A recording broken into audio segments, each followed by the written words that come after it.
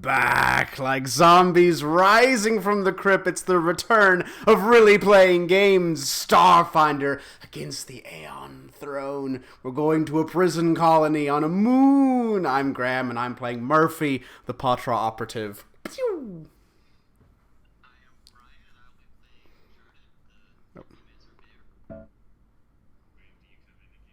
Shit. Say some. Hang on. Fuck. Your audio's not working.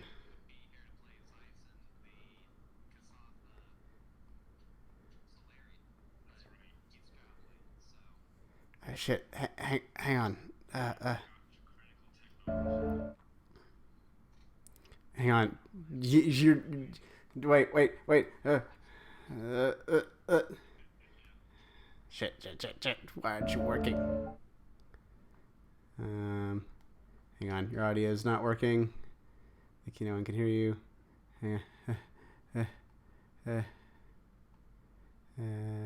Default.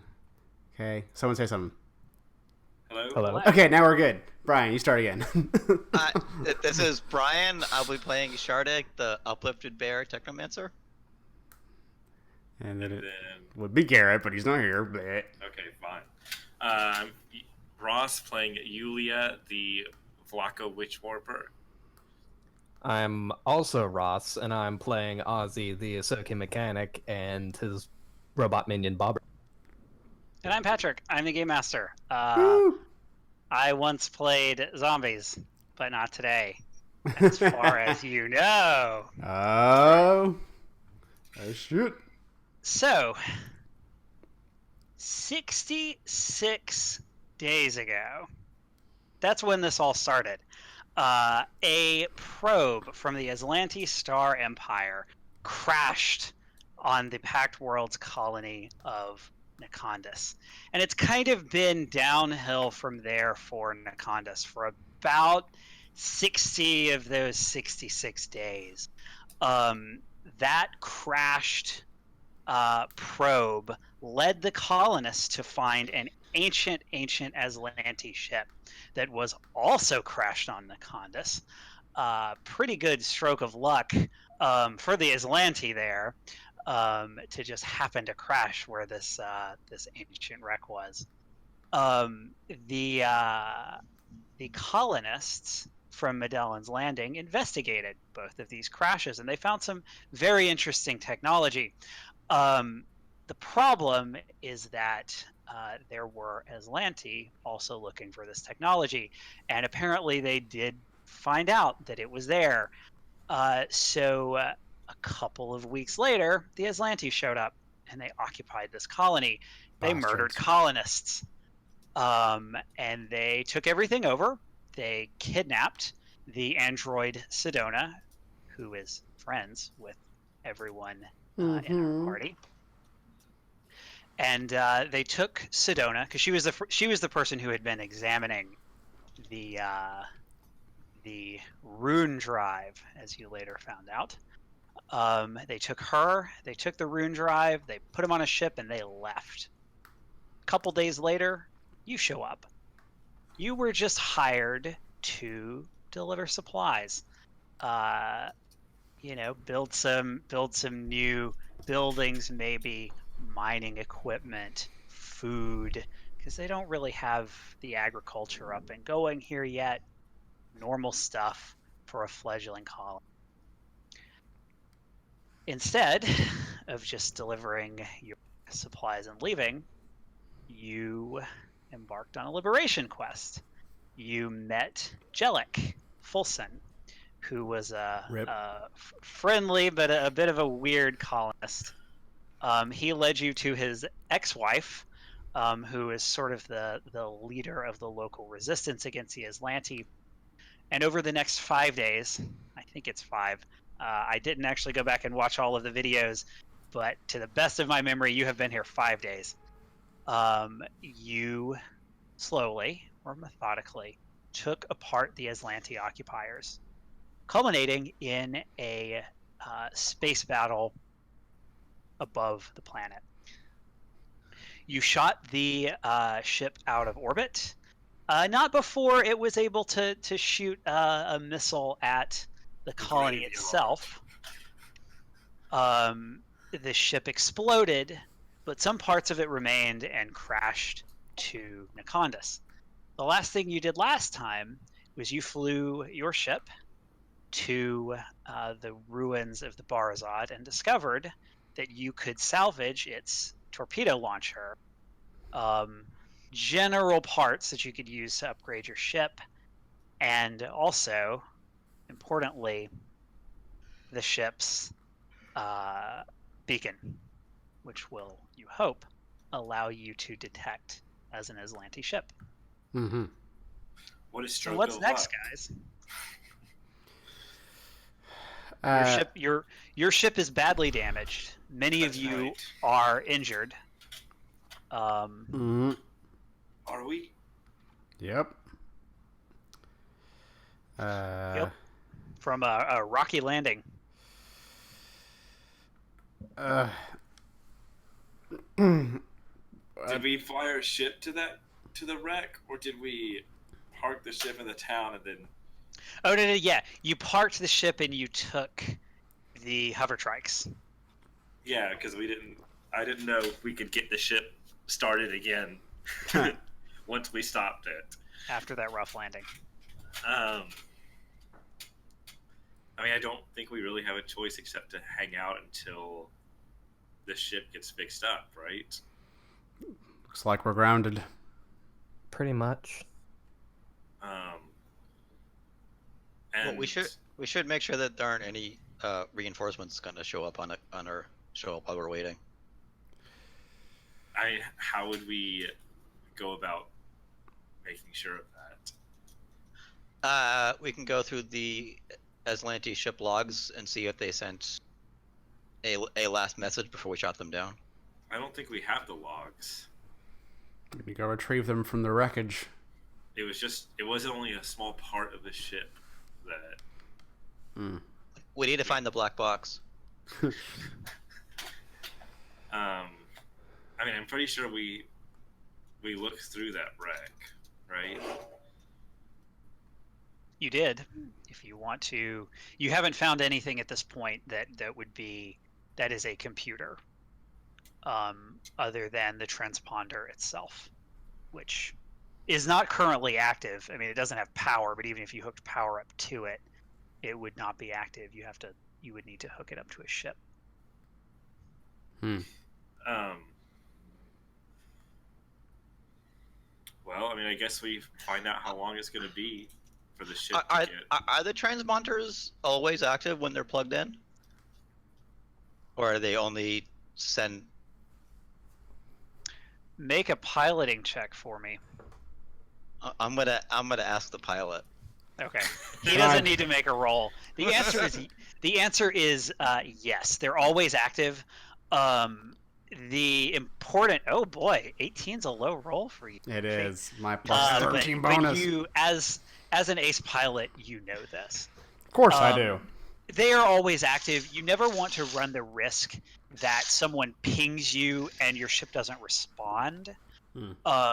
Transponders are both just sort of a passive identifier, but they can also have active sort of call and response codes. It would take you a very long time to decrypt, if it's even possible, to decrypt the information on the transponder. It is going to be much easier to literally plug it up and let it do what it does.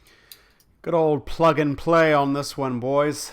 Just pop this right in there. They'll think we're Aslanti all day long. Specifically, they'll think you're the Barzad. Hopefully, it's not an older code. You might still check out. Yeah, I want to. Is Cedona like leading up the repairs to our ship? Sedona is. Or not You mean, Sedona. she's here. Oh my god, we did it. Ibretta, yeah. Ibretta, thank you. Because Ibretta leading the repairs. Yeah, so are you going to return to Medellин's Landing? I think if we can't find anything else of value, then yeah. Okay. So you do that. And you come back, and still there is smoke coming from sort of the northeast corner of the town. So you're actually coming from the northwest, so it's you're not driving past it, but there is smoke coming from that way from the strike on the settlement. Right now, Ibretta she's walking around the abbey. She's taking stock of it. She hasn't begun any repairs yet. It has been, I think, 3 hours there, 3 hours back. So she's had a significant amount of time, but an entire ship with as much damage as the abbey has taken, there's a lot to do. I can help her. She'll nod to you, and she'll just beam over or essentially share the Google Doc with you. That is her assessments so far. How long do you think repairs on this kind of thing would take? I'm gonna ask her. She looks it up, looks down at her notepad, and says, "Well, if we put everything we have into it, I think 10 days. Well, 5 if you just want it repaired, 10 if you want any modifications, which I would recommend." In game and out of game. We could. 10 days is doable. I mean, I don't think we really have a choice. Yeah, we're pretty much grounded till then. I mean, we can't very well go in with a limping ship. Agreed. And expect to get out. The Abbey needs some TLC. And you know what? I think we do too. We liberated a whole fucking colony. We deserve a bit of a break for a minute. I know we're supposed to be rescuing Cedona and all, but, you know, self-care is important. Measure twice, cut once. That's what I always say. Yeah, that too.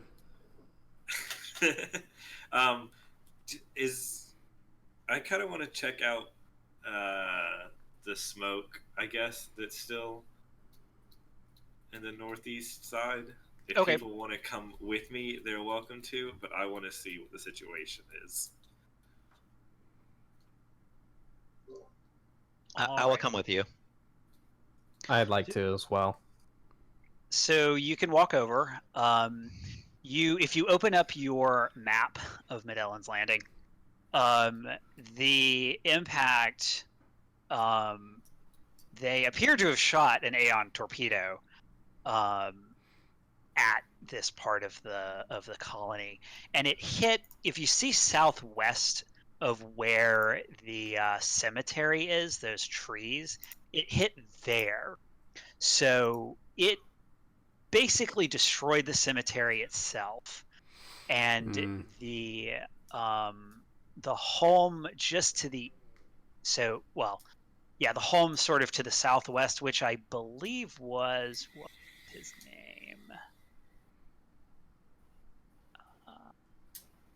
Don't have him on my NPCs list.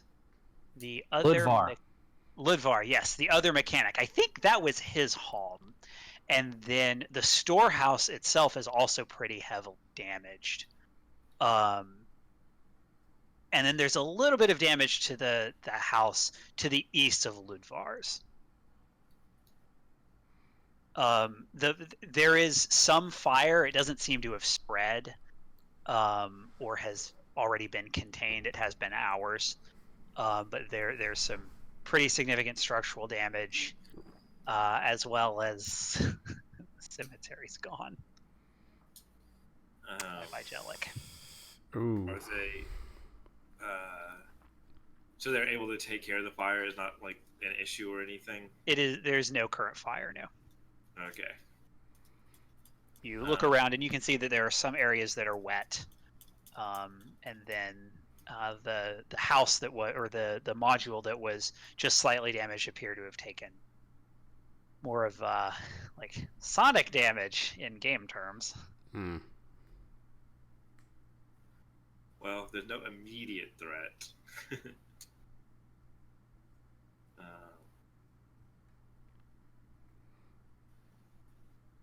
I don't know. I guess we just are gonna wait for 10 days then, right? Unless something else happens.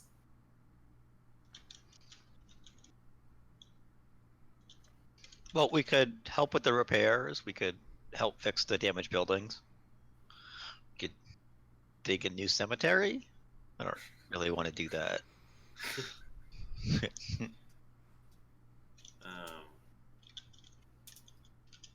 Yeah, is anybody like leading up this effort? How is this being handled? To do what?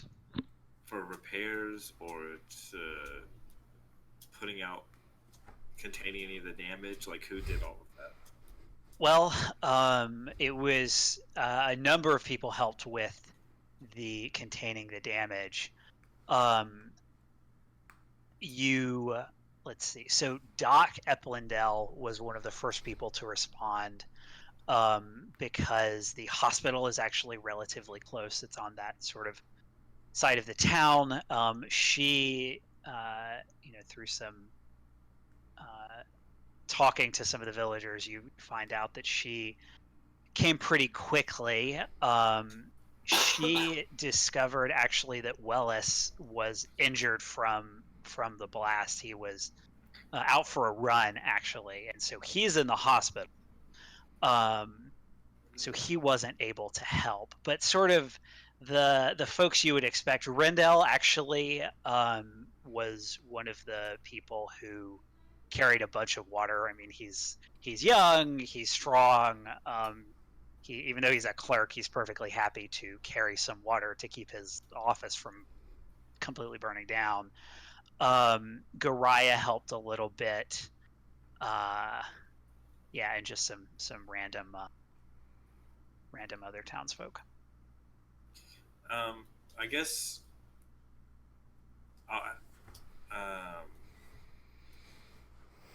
I guess go find Medellin and ask if there's anything we can do with our downtime. Is there anything that needs done in the town?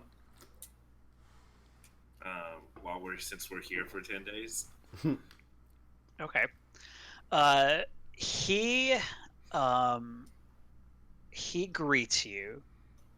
He says, I'm glad to see you're back. I'm glad to see that the ship is apparently no more threat to the colony. We couldn't take another of those shot.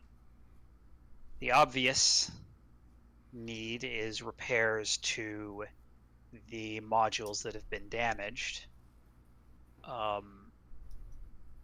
If you could find a way to keep the Hobgars out of town with the headaches that seem to plague non-humans from Bretta's contraption,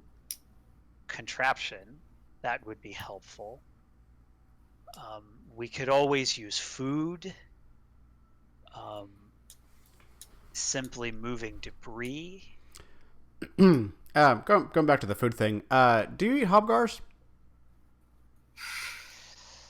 They're a little intelligent for my taste, to be honest. Intelligent. It's like eating primates. But are there anything else? Is there? I've just seen the hobgars. I haven't been around here a while. I mean, we could go hunting if you need food. There is other wild. Okay. I thought it was just a planet of Hobgars. hobgars. I was terrified for a moment. It was just a planet of hobgars. Just hobgars. Yeah. He taps on his data pad and he transfers to you a list of wildlife and flora that is known to be edible, fruits that are known to be edible, locations that they are found. You also, have I given you the map of the colony, I think so. The big colony itself, not just the town? I don't know. Nakondis. Oh. There's the Medallon's landing. Broken. Hold on. Nakondis. Let me see if I still have that saved. Oh, native fauna of Nakondis are birds, insects, and primarily small arboreal mammals. That's right, electrified mist. I'd be willing to go out on a foraging and hunting expedition, get some food for the town. You can certainly do that. Our fate goes hunting like a cat in the jungle. That would be a survival check. Where is this map? There is a map of the whole colony. Big 10. I just find hobgars. Yeah, you find hobgars. Fucking and hobgars. You find some stuff that you bring back, and it turns out you take it. Well, who would you take it to actually? After you find some stuff. Madelon, of course, to the leader, Okay. to distribute as he sees fit. He looks at it, pulls up his data pad, flip. Sorry, it's poisonous to Everyone. looks like about everyone. Fuck! Go Well, find a high perch and curl apparently up. Kasathas can eat it, but Tyson says, oh, okay, thank you. Uses his forearms to eat everything. and it's not particularly tasty. This It's is edible, fucking gross. but it's Oh. not very good. Here we go.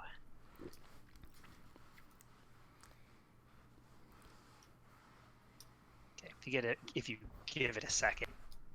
Should update the handout. Yeah, it's a pretty big file. Because Nakondis itself is composed essentially of Medellин's Landing, the abandoned colony of Delesco, the several mining camps in the Blue Tin Ridge, and then a couple of other scientific outposts. He doesn't suggest anything that you would, he does. Okay, saved. He doesn't give you anything. See as like, oh, this would be obviously a thing for us to do, but it is there. You do have 10 days. Hobgar Thicket, that sounds like a place to go. I want to know why Delesco was abandoned. That is an excellent question. Who do you ask? You know what? I'm probably going to be working alongside Ibretta some, so I'm going to ask her. Okay. I'm going to go back to this. There's an entry on it, and I want to make sure I get it right. She says, Delesco, huh? We don't go to Delesco. We don't speak of it. Do you remember when you... September? Did you ever go to the cemetery? Yeah. Before it got blown up. Do you remember the plinth? There was a plinth. If you just remember the map, that was the map that does not really reflect the actual. It didn't actually look like the map you saw. There was a plinth and then like 3 or 4 other graves. There was a woman called Tanya. She was a farmer. This wasn't the first colony that she had settled on. She was older, a little bold, even for my taste. She convinced a number of us, a number of my friends personally, to leave Medellин's Landing and create a second major settlement. She said every planet needs 2 towns, even when you're in the first year like we are. She started a farm. It was going to be a farm town. She started the farm.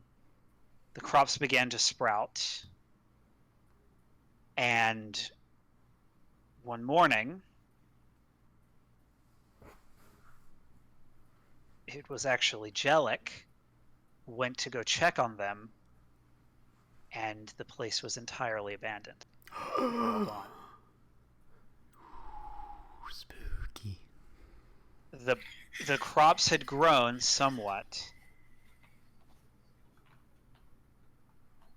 but there was a single pale yellow flower in the middle, 7 feet tall. Just the stem in the middle of the fields. And we've never heard from them again. It's been 6 months. Huh. Fuck, that's creepy. Do we have to go there? So I wouldn't go there if I were you. We don't have to. We haven't been back except just occasionally on hover trikes. Go in, check to make sure no one came back. Go out. That's How long ago was this? 6 months. The plinth, when it was still there, had all of their names inscribed on it. 31 people missing.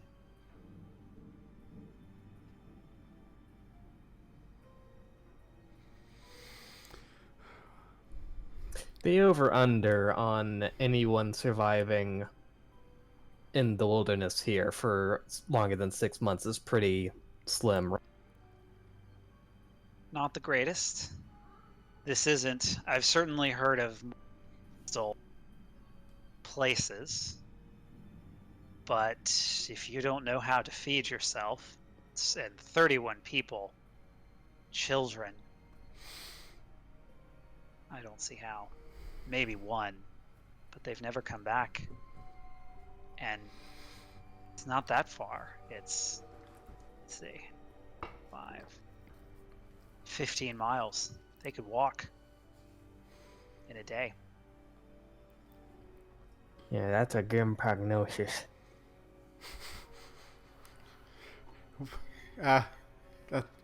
Captain, do we have to go? Do we? I mean, we don't have to go.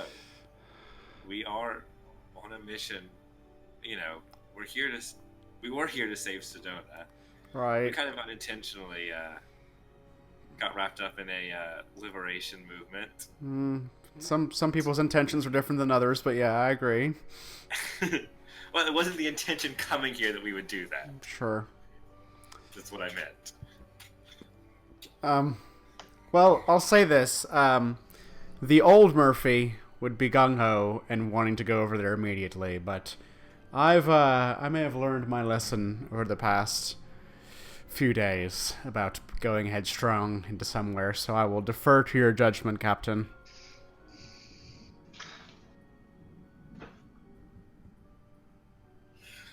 What do you think, Ozzy? It's, well, I mean, there's a chance that there might be survivors, but, Murphy's right, it sounds really spooky. Very spooky. So spooky. This is a world we don't know what the wildlife is here or what the ecology is here.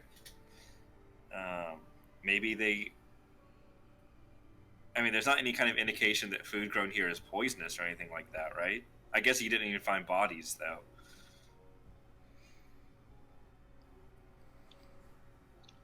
Just abandoned modules.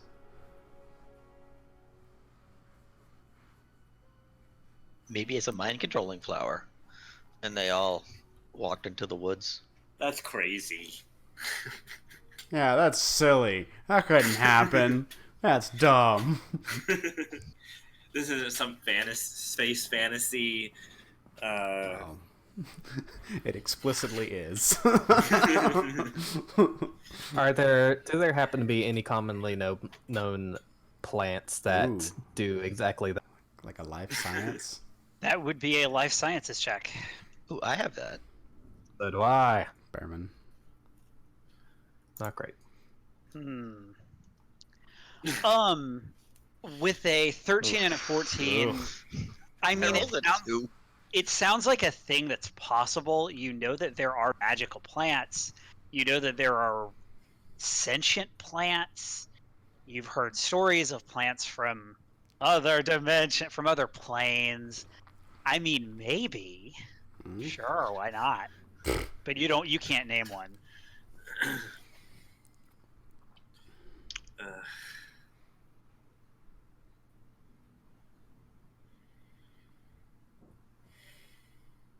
I'm sorry I asked. I'm sorry you brought it up.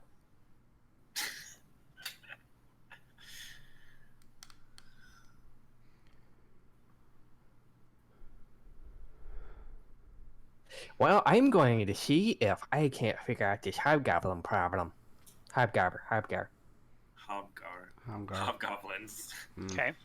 How would you like to approach that? I can think of several different checks you can make. Probably you're going to need to make more than one, maybe with somebody else's help. Right. Because Ibretta has come up with a solution, but anyone who is a non-human gets a headache from staying in her house for more than a day. So there's a reason it's not used outside her home. Could we try to tune her solution so it works on just the Hobgars? Yeah, you could. So if you want to work with that, you're probably going to need an engineering check and a life science check. Life sciences check to make sure it doesn't give other people headaches and that it still works on the Hobgar, because it works. No Hobgars come into her unit, even though it is the thing that is most filled with electronics and gadgets. It's kind of her deal, and they don't come, they don't swarm her unit. So you want to make sure it still works against Hobgars, but doesn't give any of you.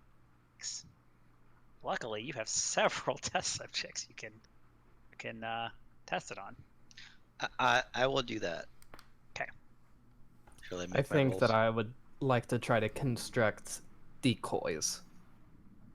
Basically, things that would give off signals that are a lot stronger than what's coming off from the town. Huh. Okay. How are you gonna give off electronic signatures without it being electronic? Because if it's electronic, they're gonna take it apart eventually. Right. Or what other solution do you have?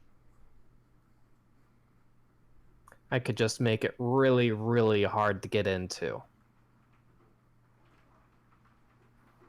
Sort of a reverse Hobgar trap? Yeah. So that they are basically too busy trying to get into this thing. Or, it's like a raccoon trap, sure.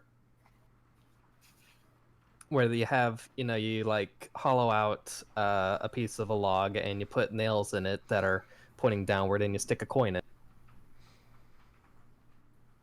So they stick their little raccoon hand in it to grab the coin, but if they're holding the coin, then they can't get their paw back up.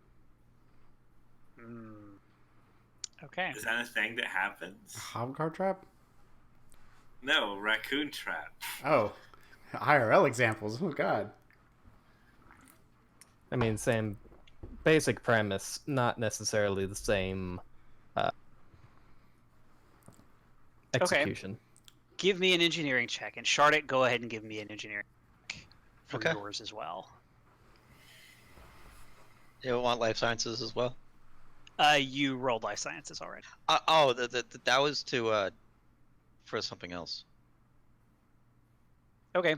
Then yes. Okay. A 32 and a 22.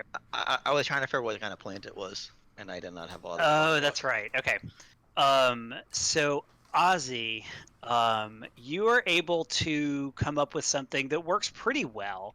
You're gonna have to put it a little out of town. Probably you want to do like half a mile at least.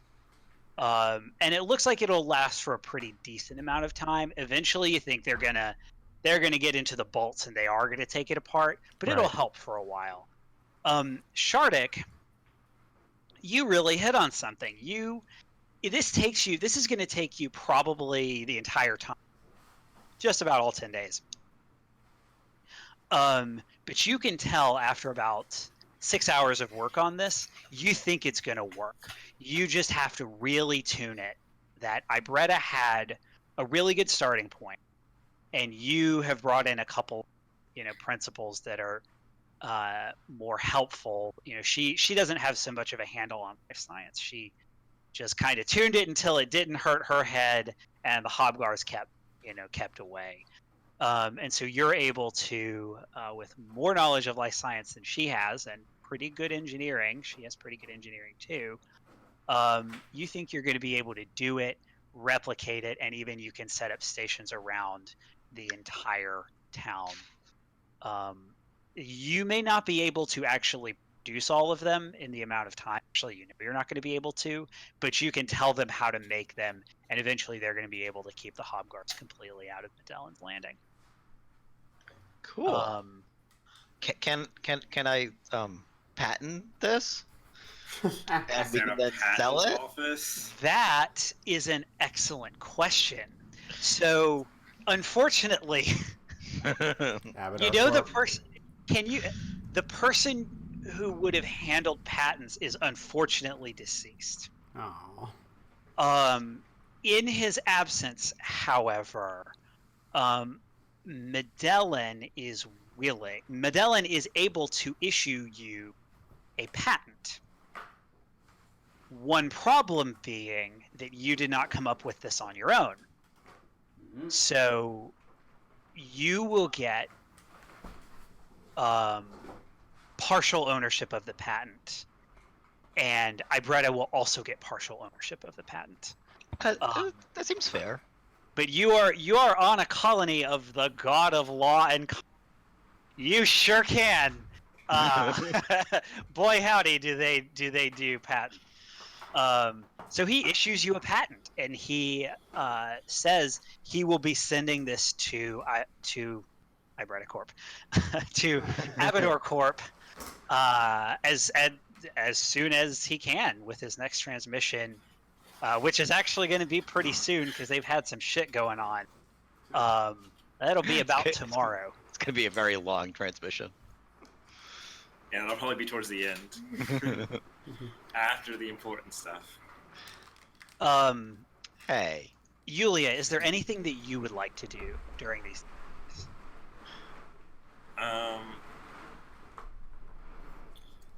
Can I help with, generally cleaning up, rubble and things like that? Moving things around? Yeah, that would just be a strength check. Oh, man. Can I aid another? What else are you good at?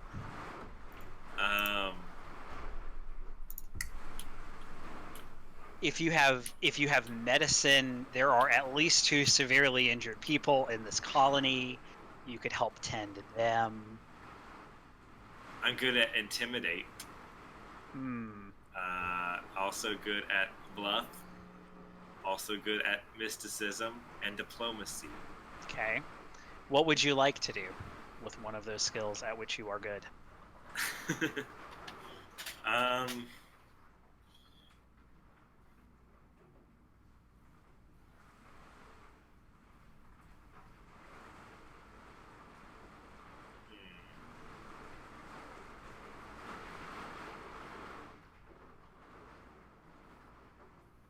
don't know.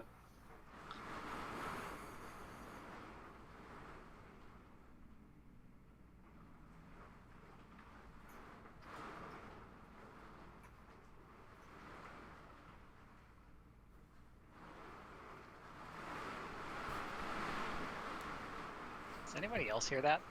Yeah. It's really the rain. It's raining here. That's me. It got to you? Yeah. I had that 15 minutes ago. Yeah. Sorry. Did we ever get paid for this supply drop-off? Yes, you did. Okay. Yes, that is why you have 1,000 credits each, except for Zyson, who did.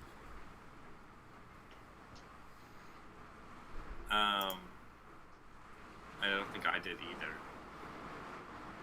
Although I know he keeps a separate character sheet, so he may have it there. I'm just gonna try for the strength check. Roll it. A9.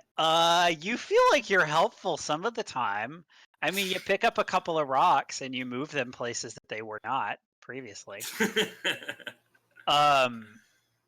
Okay. So the first night passes uneventfully. Actually, really, pretty much all of these days pass uneventfully with one exception. So you downed the Barzod. You destroyed the Barzod on the 18th of Abadius, which happens to be the month named after Abadar. Hey, look at that. So 18 Abadar, 319 AG. You have been there all of...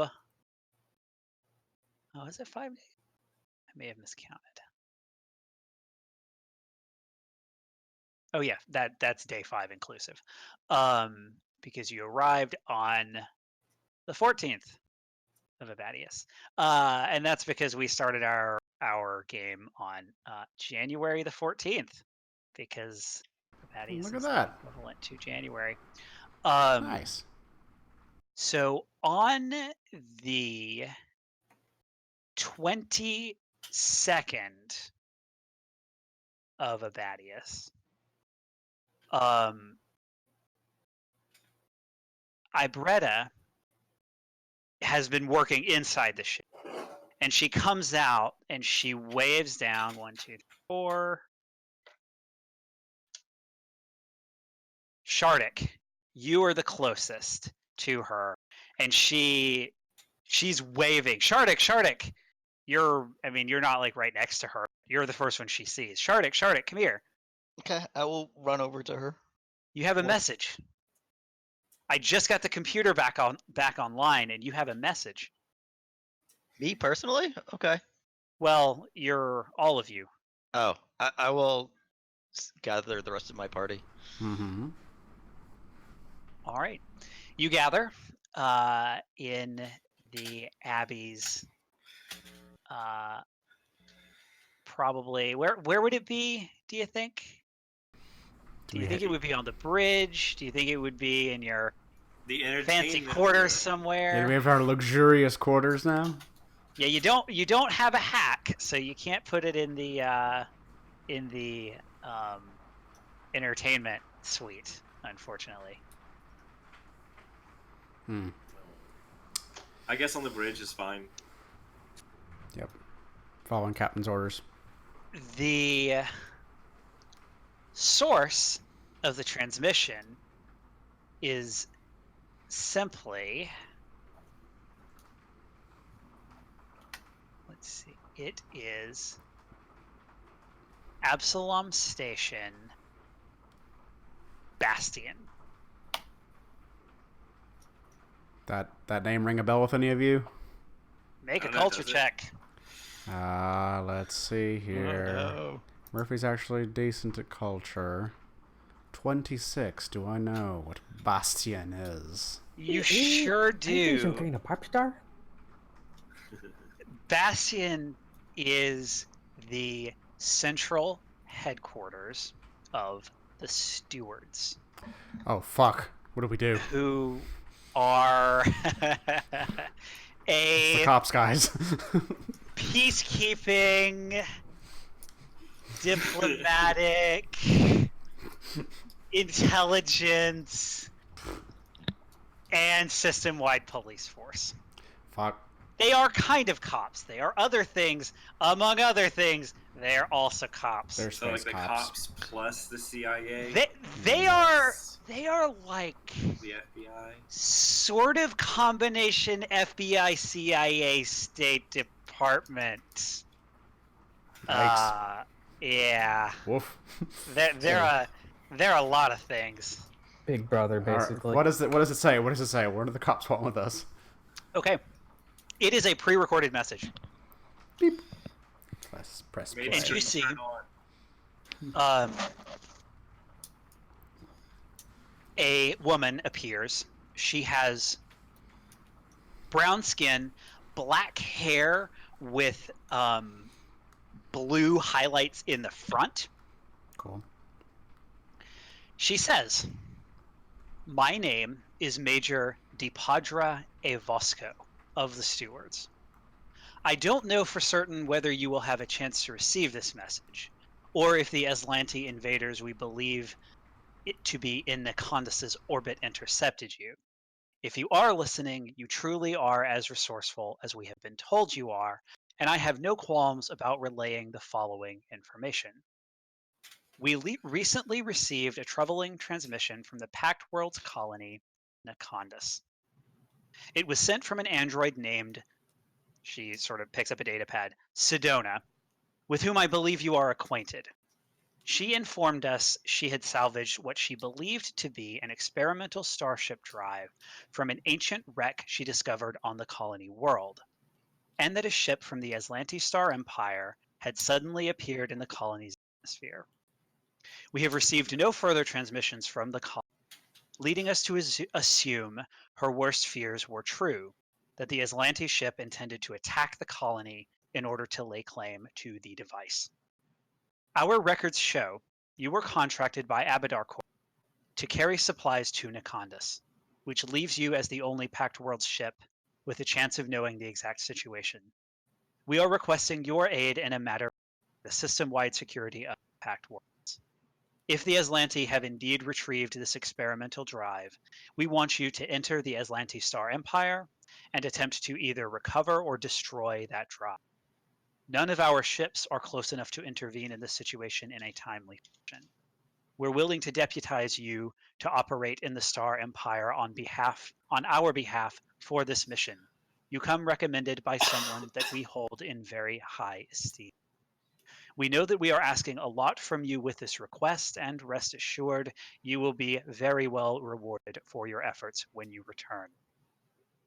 If Cedona is alive, I recommend you rendezvous with her as soon as possible. She will no doubt have far more information on the current situation than we can provide you. Beyond that, I can only hope you accept our offer and wish you good luck if you do. Evosco out." Huh. So, Cedona sure does have a lot of friends. Apparently. what is the general?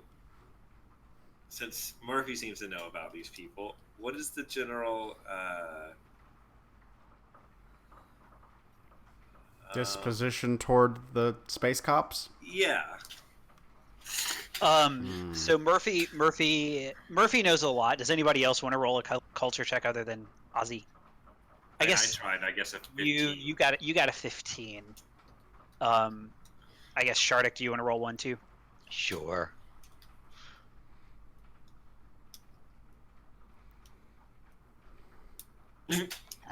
Boy, howdy. So Shardik, oh, you rolled twice. Why'd you roll twice? Oh, I hit the button. Cheater. Take the first one. You cheater. I'll Only give you the I second know one about the stewards. I'll give you the second one because it's more interesting. Well, it's still less than Graham's roll. Yeah. Here's the thing. So this is two completely different things. Shardik, you have heard of DiPadra Evosco. She is actually a former archaeologist, xenoarchaeologist. That's why you've heard of her. You had maybe heard that she had joined the stewards. But you, I mean, with a 25 minus 5 for the DC, you've never met her. But your,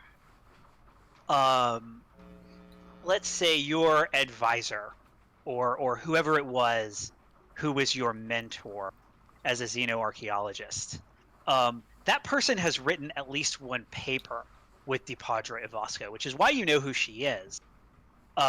She studied I don't know, something that you've heard. And then her interest kind of wandered into, I want to get this right, into sort of, well, first it wandered into extant civilizations. So she started out as an archaeologist, and she moved into more of an anthropologist.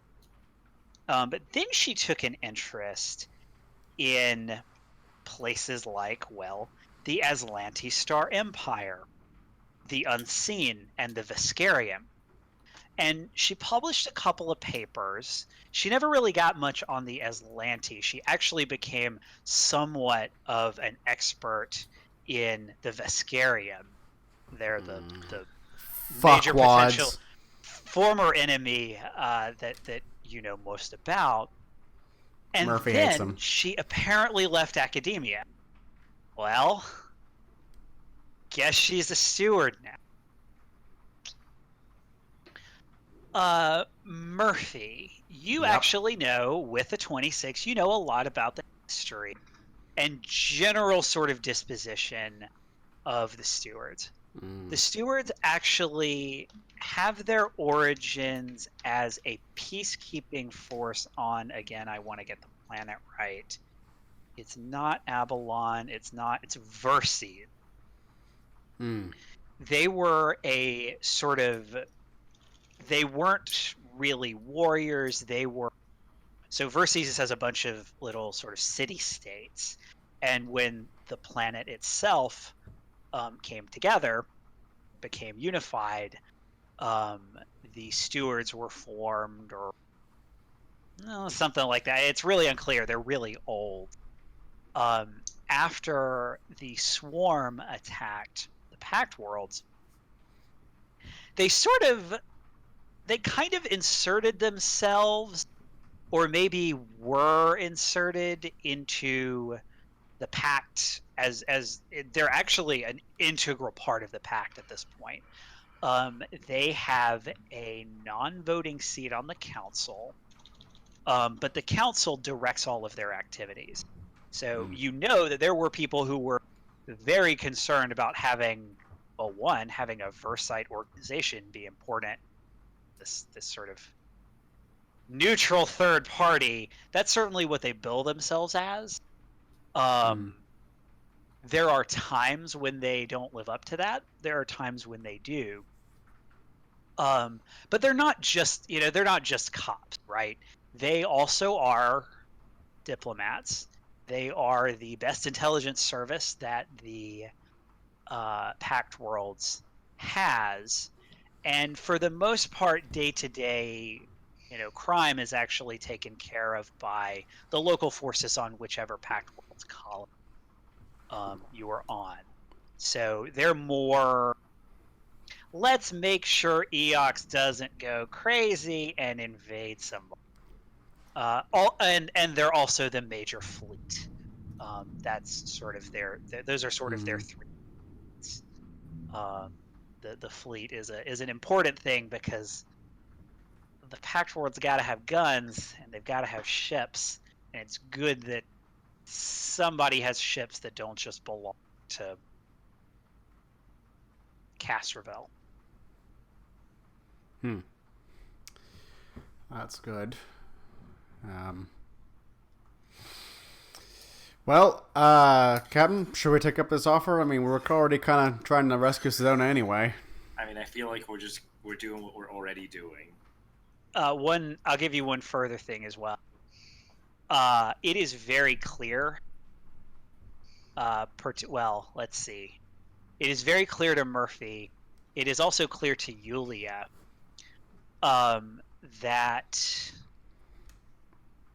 you are convenient. It would be bad if the stewards sent their own ships into the Aslanti Star Empire. Like, war bad. War. Like, we might lose that war bad. War were declared. Like Absalom Station might get blown up bad. War declared. So your little ship, You know, Hmm. it was just some crazy ship. We didn't have anything to do with it. But if you're successful, they can give you a shitload of money. I feel kind of strange that they're relying on some random ship to go deep into enemy territory and break a political prisoner maybe out of prison. Especially one that's not directly connected with them in any way.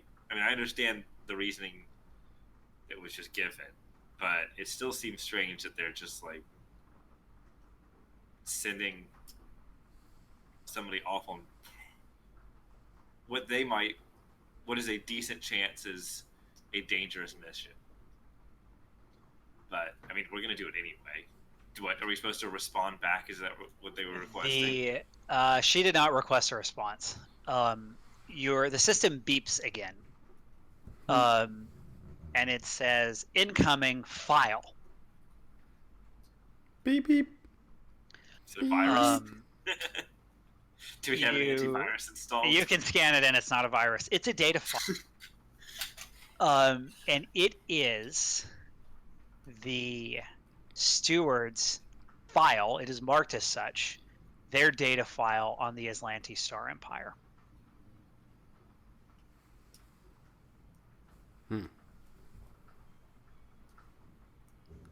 Do you read said file? We read said file. Yep. Start looking over it. Okay. It is disturbingly sparse. You get, if you look in the core rulebook, the section on the Aslanti Star Empire. Yeah. That's basically what you get. Okay. It does mention specifically, and I think Murphy, you recalled this, or had heard rumors of this, and you recalled it earlier in the campaign, that the Aslanti occupied or destroyed a colony of a Vesk colony called Najin Korozayas. There you go. I fucking know about Najin Korozayas. Which is, disturbing because the Vesk are not to be trifled with. Well, they're big, scaly persons who are never unarmed. Murphy fucking hates the Vesk. Murphy is... No, he's not... He's alright with that. Everybody? No, just the fucking Veskarium. Empire in general is a bad word, okay? It's just not... Doesn't jive with me, So if one empire's killing another empire, that's it is what it is. But they have Cedona now, so now it's my problem. So if you don't like empires, are you okay with working for the stewards? Because they're at least empire adjacent. I don't know if we're working for them, as we're doing our thing, and it just happens to align with what they want, right? Yeah, I mean, they're gonna pay us, which that's that's pretty good. And they're just really trying to keep the peace. I mean, I guess that's fine. Plus, since we're going that way anyway, it might be good to get some money out of it. Yeah, I mean, we don't have to. So, what specifically did they want us to do? They just wanted us to get the rune drive or blow it up. Yep, that's what they want. Well, I mean, I think Cedona's... We'll figure that out when we get Cedona.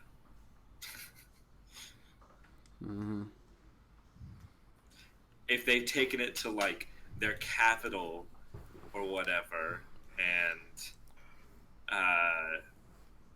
it's in, high clearance, whatever area, we'll think about that then. But our first priority is getting Cedona.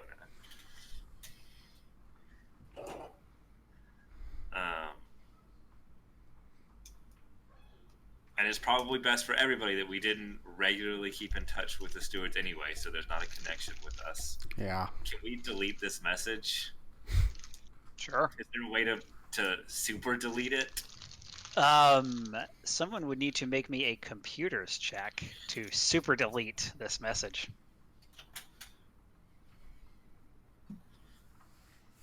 Click the box that says shred, not just delete.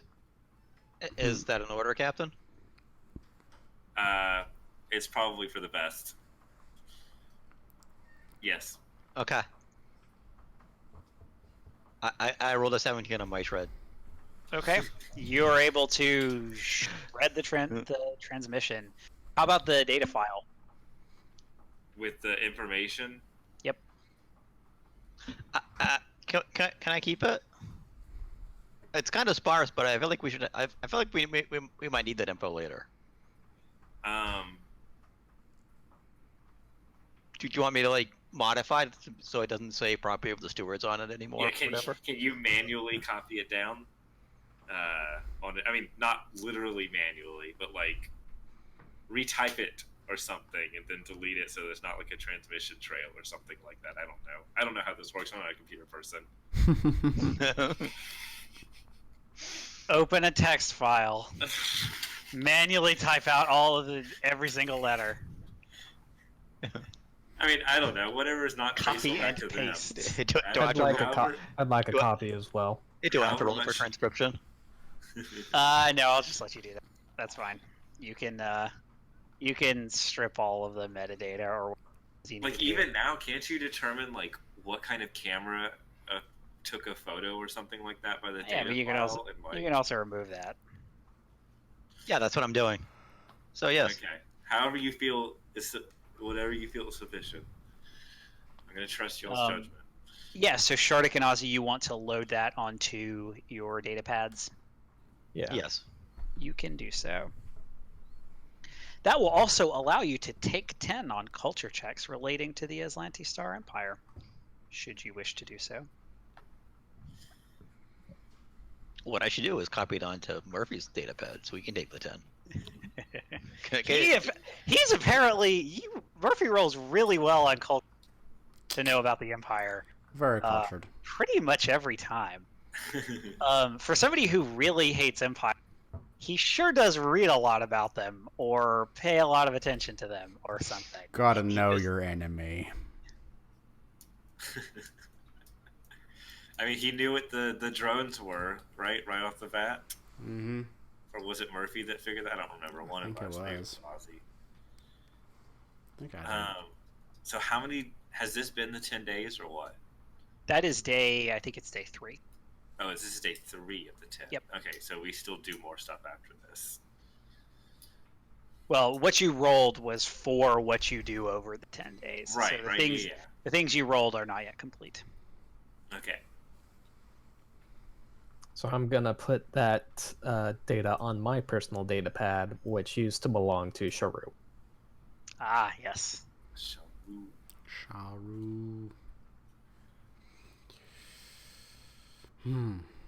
I need still a bunch of junk. Oh yeah, we've got shit, don't we? Yeah, about that. Yeah.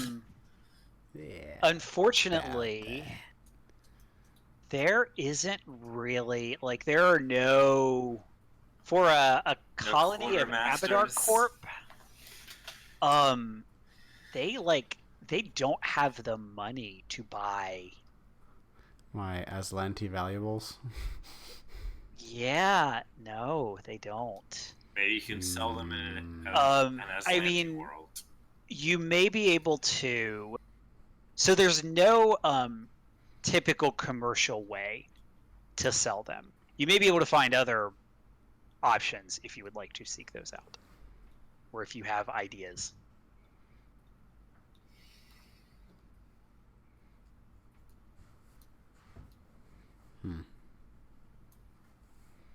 Well, we'll need to we need to probably pick up supplies and junk before we go, attack the Aslanti Empire.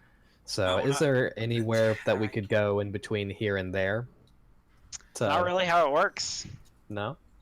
Nope. You go into the drift, and then you leave the drift. All right. So there's no like pit stop we could make. Not unless you want to double your travel time, adding potentially a month. Nah.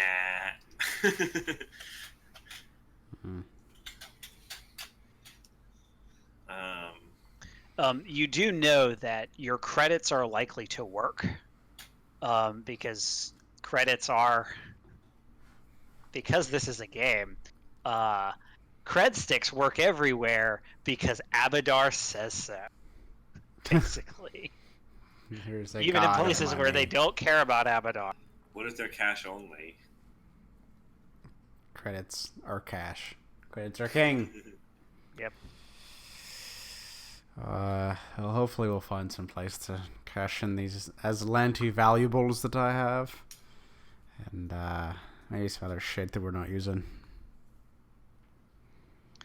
Is there anything else you would like to do? Anything you would like to ask of Medellin? Before we leave and never come back. Greta. Anybody else? So any other preparation? The ship that we have crew quarters. Yes. Does that include? Do we ever get the food replicator guy? Yeah, so you did. I am going to read. So for the audience, you got luxurious crew quarters as part of your upgrade. And I want to read this because it's pretty good. Luxurious crew quarters are the pinnacle of comfort. Yeah. They consist of private rooms for each crew member with personal bathrooms, including showers with high water pressure, and furnishings that match the residents' tastes. Some luxurious crew quarters also feature a kitchenette, gaming areas, or intimate meeting spaces. So you definitely, you have like, you don't each have kitchenettes because you have a nice kitchen. And the best thing about the kitchen is you have this magical, I mean, it's a spell, but it looks like a robot that will cook for you and also clean the entire kitchen. Nobody has to make food. We made it, boys. We're living the big life now. So we don't have to buy rations. No, they still have to provide the food too. Yeah, you still have to provide the food. The food is not magical. Okay. No replicators. So we do need to buy food from. So in Medellins Landing, you can buy level 1 non-magical items. So if there is anything like that, like, you know, like tech items you can get, but there's no guns, there's no armor, there are no magic items. Well, level 1 magic items, right? No, there are no magic items. No magic. You can get level 1 non-magical items. And like, if there's a level 2 thing that you think would be common enough, you may be able to get that. So, you know, you can buy your you can buy your food, you can buy like rope or something like that if you need it. You can obviously you can convert some, you can get some UPBs. Let's say they have 500 UPBs available that they can spare, but you're not going to be able to get anything like good because they don't have it. They're a tiny little colony.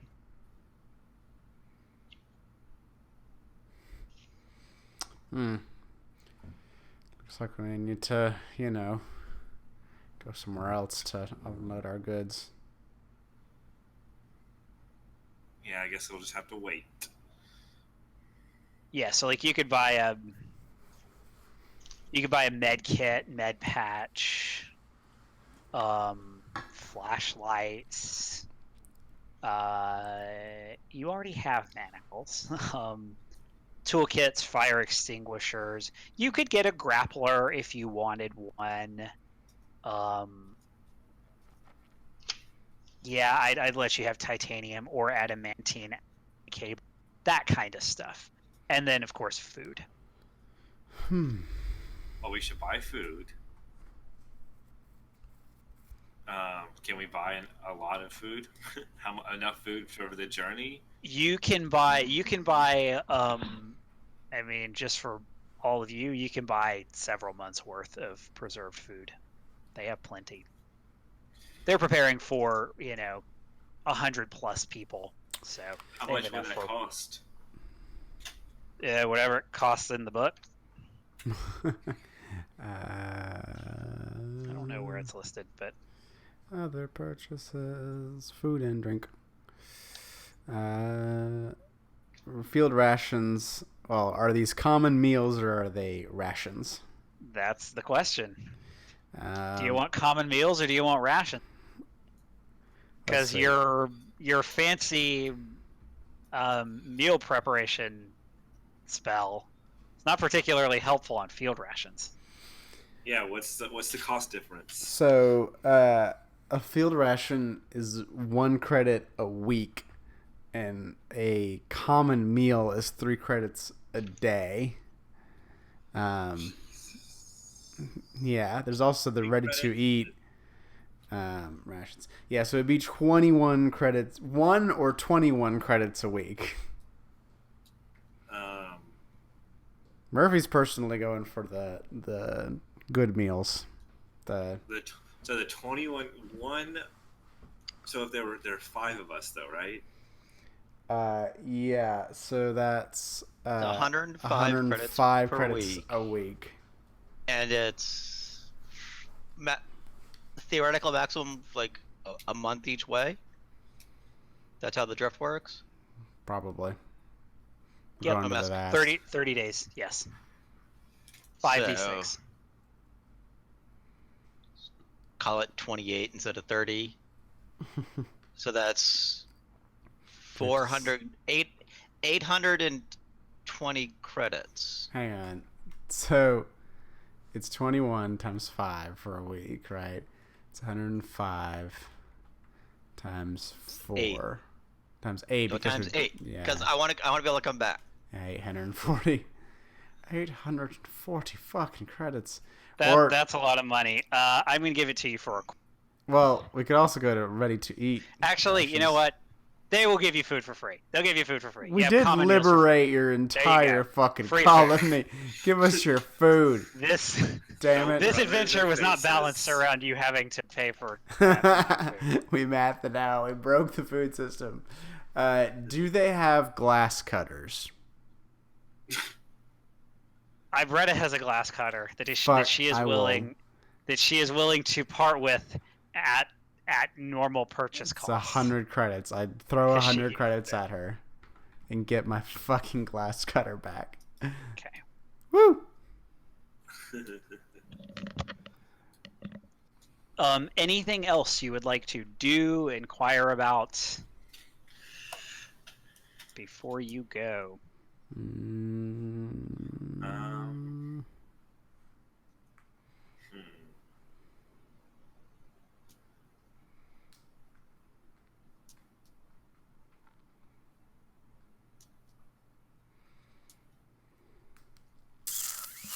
I want to talk to Murphy. Yes, Captain. So back on the ship, what was the name of the crashed ship? The Royal Venture. With the cyborg? Yes, I recall. Mm-hmm. Where you ran in all gung-ho. Yep. And then the first sign of danger, you ran out and left, I think, Ozzy and me with the cyborg. You turned tail at the first sign of danger. Or... Yes, so what's the deal? There was that part, but then there was also the part where I ran back in and tried to get him to follow me and run away from you all because I felt I bad. Probably don't remember that part. Because you were unconscious, right? I I made a mistake. I made several mistakes in a row. And I acknowledge that. I realized that was the wrong thing to do, and I don't want to do it again. I don't want to let you down. I don't want to let the crew down, especially. And it was also pretty fucking terrifying. I was hiding in a bed behind curtains for a very long time, and thought I was going to die, and that was terrifying. So I don't plan on doing that again. I know that's take it with a grain of salt coming from me.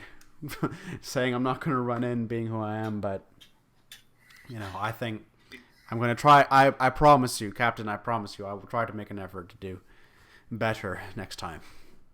It is fine to I guess be aggressive in your strategies, and it is fine to go in guns blazing, but you got to do it intelligently. And you can't back down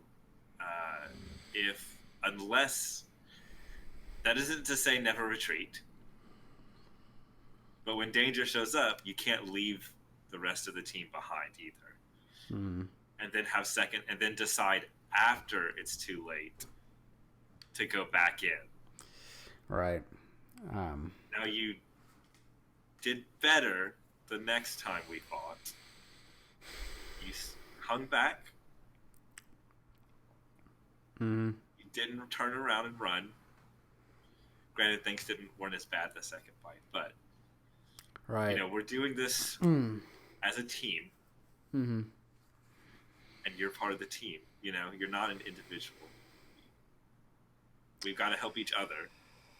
I agree, Captain. I want to follow your orders because I trust you. I trust that you know what's best for us, and you're a leader.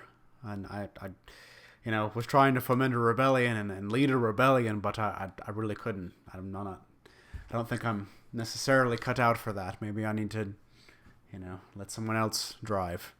Well, not drive the ship. I'll still drive the ship, but in a tactical sense, let someone else take the lead. Yeah, I mean you're a good kid. Thanks, Captain.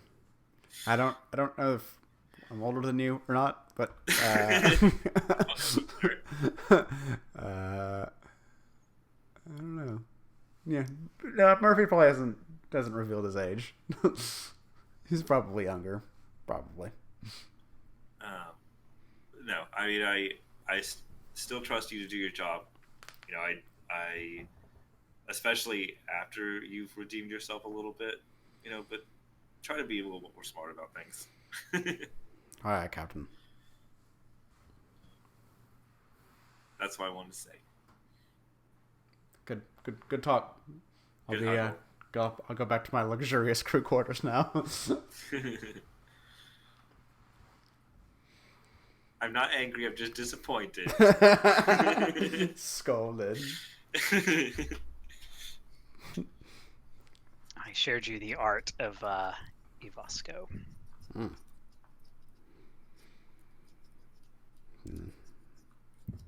Cool. I was going to give you a description of her message, but you deleted it, so nope. You don't get a description of her message. What the message said? A transcription of her message. The text. Oh, but you deleted it, so that's right. Well, we heard it. Nope, no message. All right. Yeah, I think we're all done here, right? Okay. All set. So day 10, your ship is prepared, and it's basically it's finished pretty late at night. Maybe in the evening. You get one more night's sleep, and the next morning, pretty much everybody you've met here comes to say goodbye and wish you good luck. We're all rested, all back to full. You are. All Been right. 10 days. I sure hope you are. Medellin doesn't give you a speech. He doesn't, he doesn't go on or anything. He just shows up carrying an apparently modified mining laser. Mm. And he says, "Here, the miners at the Blue Tin Range said to give you this." And he hands it to whoever looks strongest. That's probably going to be Zyson. Shardik. I think it's going to Zyson. be Zyson. Or Shardik. Shardik's a bear. Yeah. Shardik is not strong, though. And he says, "Tell the Aslanti hello for us, preferably at high velocities." Fuck yeah. Is that a heavy weapon? It is a heavy weapon. It is a tactical railgun, Ooh. which of course none of you No, it can fucking use. can. Literally, soldiers can use them. That's it. I'd have to be like level 8 Someone get a rank or feat. something like that before I can use Yeah. that heavy weapon. Can we strap it on the front of the ship? No, it wouldn't do anything to a ship, unfortunately. Someone get a I'll get feat. there eventually, I think. Whatever level I can. And essentially everyone you've met takes a turn, wishing you good luck. Medellin, he also says, "Be careful. Make your moves. Obviously, time is important, but remember to plan. It's always important."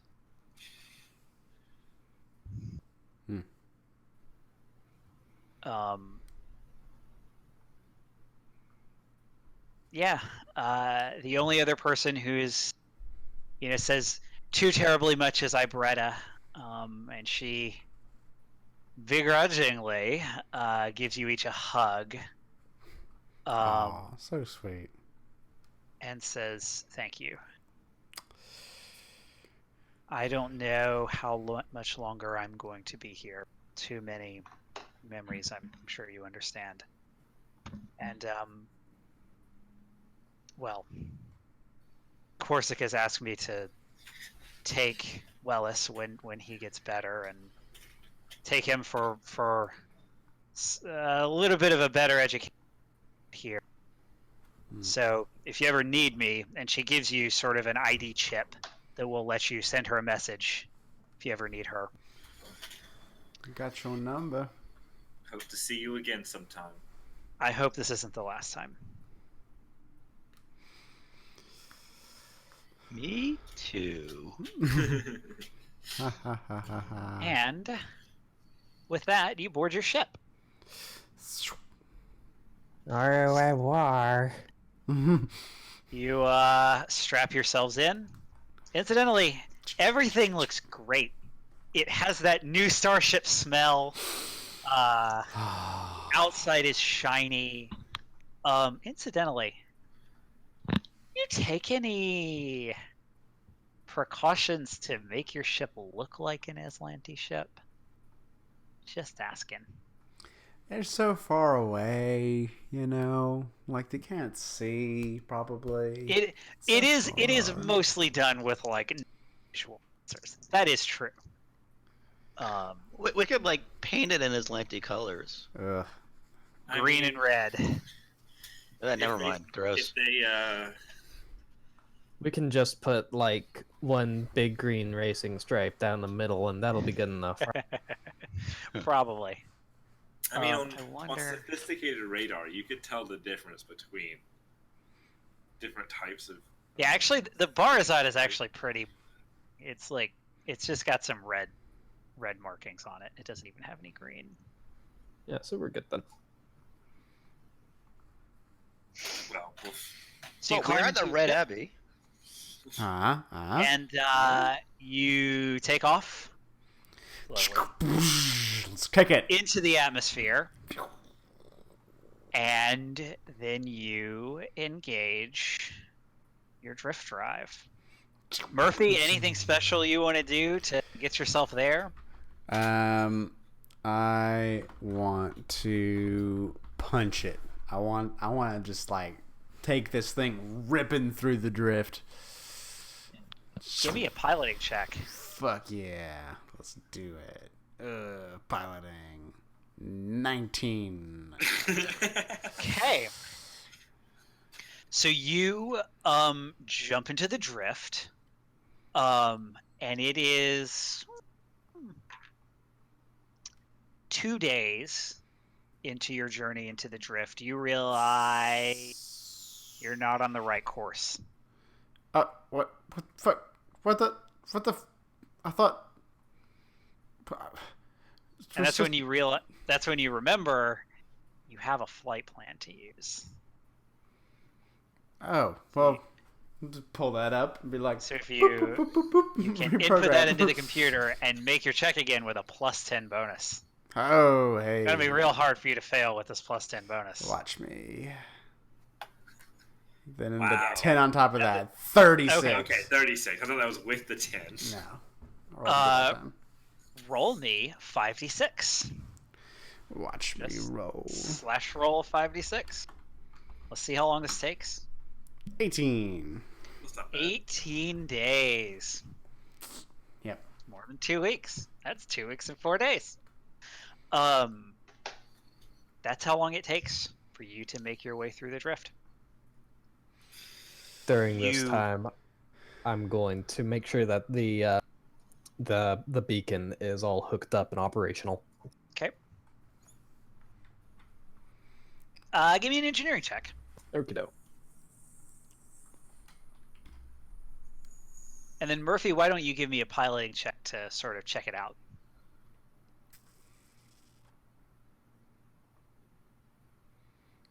Okay. Looks pretty good. Looks pretty good. Pretty sure this is gonna work. It's fine. It'll work. It's great.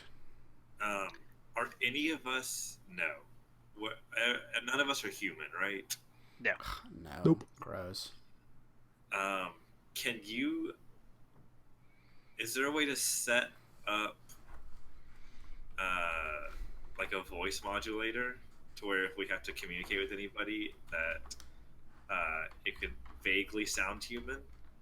That would be a computer's check, yes.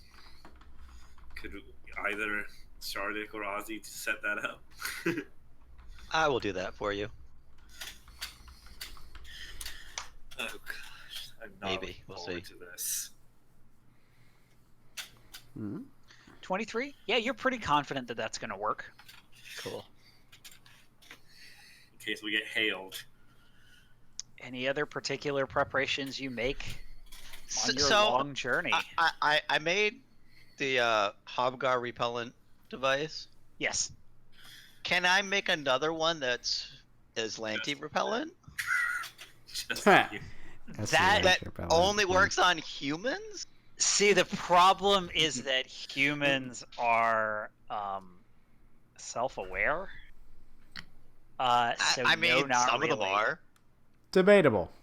I mean, if it just gives them a headache, like it was doing to us before. you could work on it. Yeah, I mean, remember it took a day to affect people. Oh, okay. Oh, yeah. oh yeah. Well, never mind then. Yeah. I mean, you can work. You could tinker with it, see what you get. If you want. I will do that. Just engineering. You're not going to create a human genocide device. Damn that is not allowed in this campaign. Sorry. I can't kick him at genocide. No, I mean, I think the idea was Rules. just like a repellent, like an annoying. Like I sound just or- wanted to, like, not even a repellent, just enough to give them like a headache, which would like maybe some sort of disadvantage on attacks was what I was going for. Maybe. We were trying to explode their brains or something. I will make my rolls and see how well. Okay. Give me an engineering check. Oh, that was the wrong one. I want engineering. Engineering. 15. You just can't really figure it out. You don't have any study on is one problem. Okay, I'm well, currently located in the I can solve that problem later. Okay. Any other preparations you would like to make on your journey to the Aslanti Star Empire? Is video often used in ship-to-ship interface? Kind of depends on what you're doing with it. Yes, it absolutely is. It is. It is pretty common. Yes, depending on the purpose. If it's just a general like, "Hey, who are you?" No. If you are, if you're actually communicating with somebody, yeah, videos. We might have It to might be a good idea to disable make a that. companion. Or I was going to suggest making a companion program that will basically deep mind you and make a video that looks like a human. deep fake. Yeah. Okay. Can you do That's that? going to be a harder computers check, but you can certainly go for it. Can you help me, Shardik? 18 days to Yeah, do it. I will aid. It's computers? Yes. You could even take 20 on this. Yeah. You have a couple weeks. Yeah, we do. All right, taking 20, so that's 31 plus the helping bonus. Okay, your DC was 30. So yeah, you're able to create a pretty as a non-human, you're able to create a pretty good, you believe, replica of a human. I mean, you know, you are like a Pact Worlds species person, so like you've seen humans a decent amount, so you're pretty sure it's a good one. Looks like an ape or like a bonobo or something. Look at me, I am a human. I don't have any fur. No, it's like it looks like one of those Taiwanese news videos that they used to make. What? What? They were on the Daily Show a few years ago, where like some news outlet out of Taiwan would make like 3D renderings of American stuff that they couldn't get video of, and it was just like really bad CGI. No. Nice. Look at me, I am human. I am That's human right. man. Anything else you would like to do? Murphy practices his parkour. Okay, give me an acrobatics check. Let's see how Fuck it yeah. goes. Murphy does super awesome parkour. Watch this shit. 28. Yeah, you parkour. I mean, Flips. aside from the fact that you can literally climb the walls in most places, yeah, it goes pretty well. So our plan is to break into an asteroid prison base, high Moon. security, I probably. think it's a moon. Is it a moon? It's a moon. It's a prison moon. It was specifically described as the prison moon of Gulta. A prison moon. So what that means, you're not really sure. Security. Probably both a prison and a moon. So what is our story? We're the Sherazad. Barzad? Barzad? What? We're the Barzad. What the Barzad? We blew up that those those people that were giving us trouble in Nakondis. We blew up Nakondis. No, we didn't blow up Nakondis. Everything went alright at Nakondis. We won.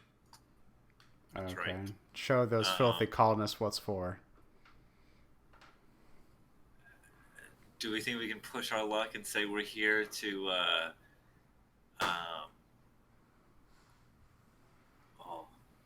to extract the prisoner? Yeah, to transfer them to a new facility. Where's the fucking shot?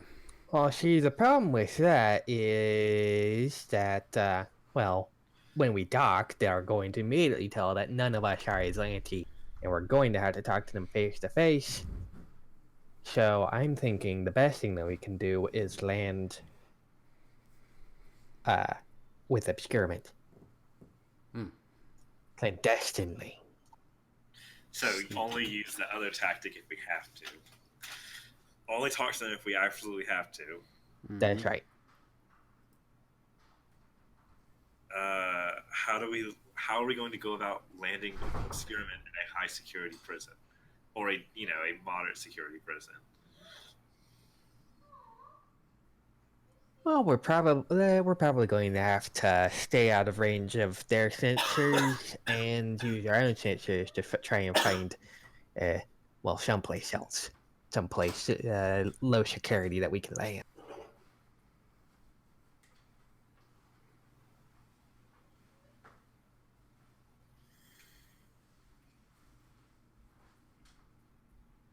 I mean, alternatively, we could just fly circles around the place until we can find someone who we can ask for directions. Well, you do literally have directions to. You have literal directions like once you're in the system. You do know how to get to. Right, I was being ironic. Making it funny. So, unless you have more. I guess we'll figure it out when we get there. All right. So you drop out of the drift in Aslante's space. And then you chart your thruster speed. There's a name for it, but I'll call it thruster speed. Course across the system. It's gonna take a while. It's gonna take a couple days. Because you can't just, if you jump through the system, now that you're closer and can actually see it a little bit better, that takes just as long as the entire journey you just did. So that's difficult. It is about an hour when you detect an Aslanti ship. Oh. Alright, everyone. Act natural. Alright, put on your game face, girl. Oh. And Just fly real casual, like. Lean back, hand on the wheel. What's up?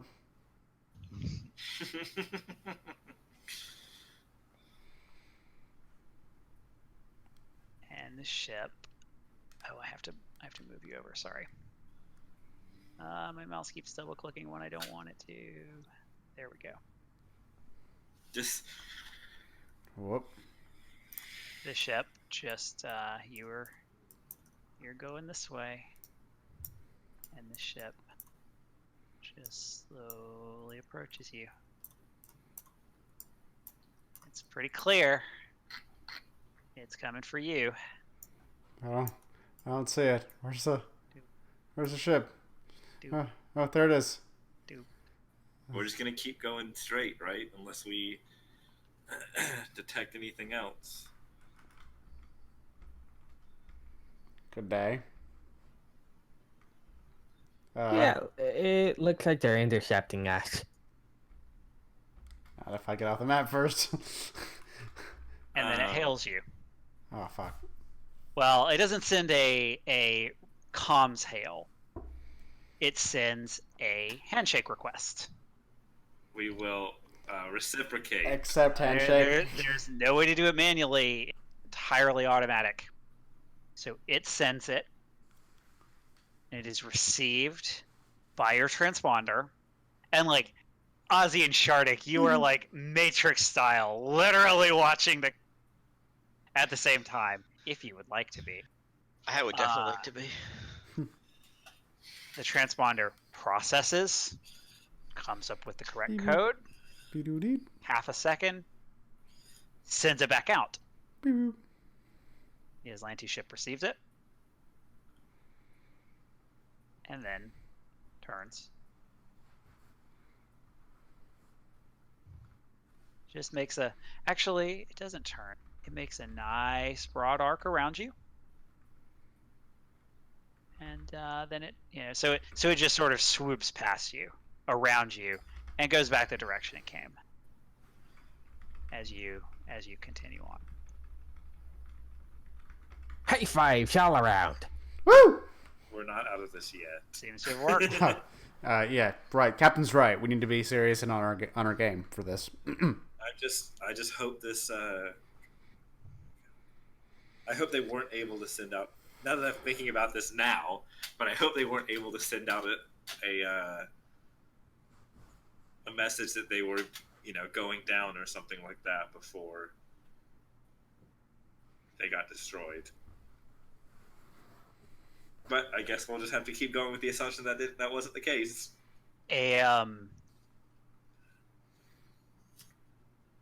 Good 4 hours later, another ship appears on your sensors. What the fuck? I mean, this is probably to be expected. Same thing as before. So it's coming opposite. So it's coming straight at you. Right for you. Head on. And then it gets close and it hails you. This is a visual hail this time. Well, here's hoping this works. So we'll activate the hologram. Yeah. All right. You activate the hologram. And do you open hailing frequent? Do you open comms or what? Respond to theirs, yeah. All right. You activate your video screen. And you are pretty sure you're showing as humans. You see this individual. What the? It's a cone head. Oh, that's the wrong. Hold on, that's supposed to be a. I mean, it's the right picture. She's not supposed to be a character. She's supposed to be a handout. But, the view screen flickers to reveal a 4-armed figure dressed in bright yellow. Come on, Paizo. Yellow. Dressed in bright blue robes with yellow accents. Yeah. Oh, okay. Now, here we go. Yellow robes with bright red accents and covered in a blue cloak. Okay, there we go.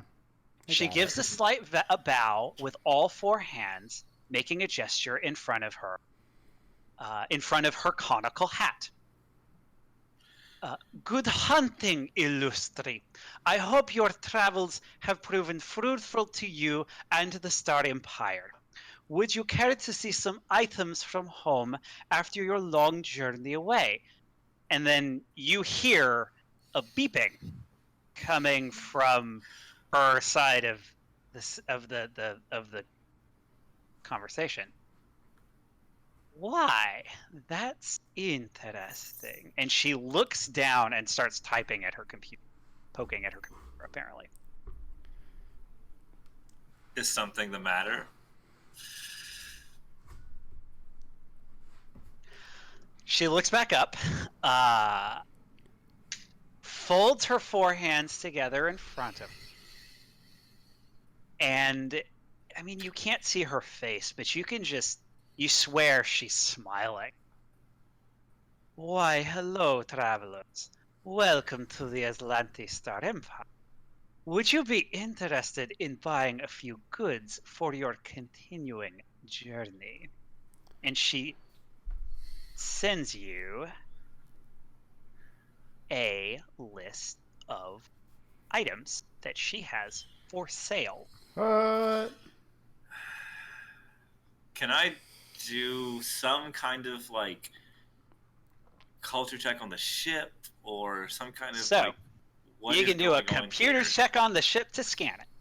You can do a life sciences check to see if you recognize what kind of species she is. You can do a culture check to see if that rings any bells.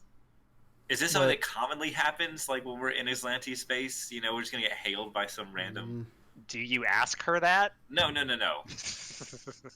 I make a culture check for that, whether this is normal. That'd be about a culture check. Okay.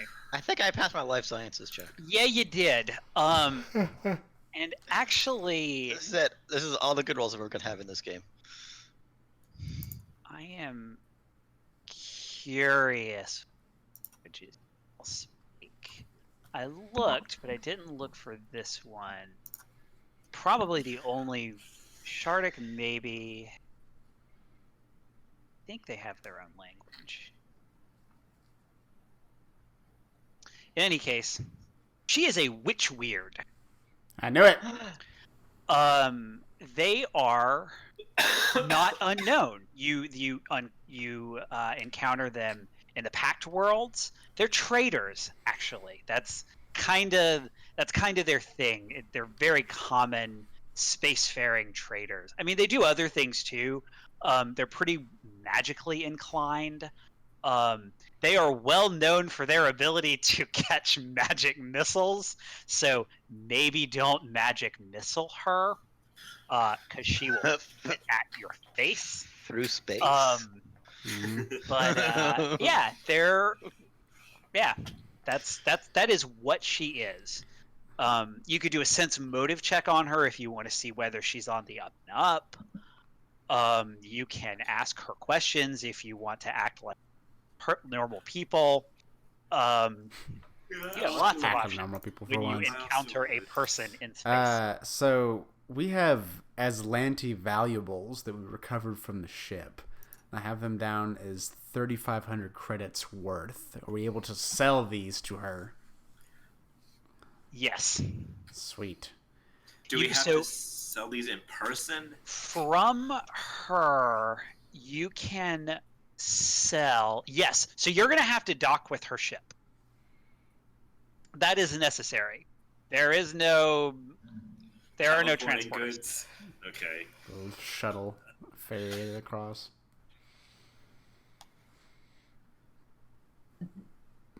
Are you fine with that, Captain? Does somebody want to do a sense motive? I did, but I only got a 10. Oh, okay. Then I'm sure they're fine. Cool. Does the steward data that we got, does that say whether or not they're allies or if they're just Switzerland? Know about the switch words. It does not mention anything. So yeah, I mean, Shardik would probably say, as far as he knows, they kind of trade with everybody, because they trade with the Fesk, they trade with the Pact Worlds. They're not warlike people. Which warper have goods? Murphy, your sense motive check. Mm-hmm. She actually seems maybe more interested in trading with you now that whatever has happened has. It's pretty clear she doesn't think you're Aslanti. All right. Because she was talking to you like you were Aslanti.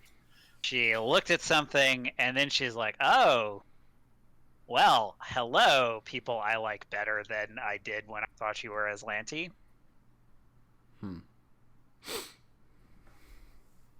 I guess we had better then.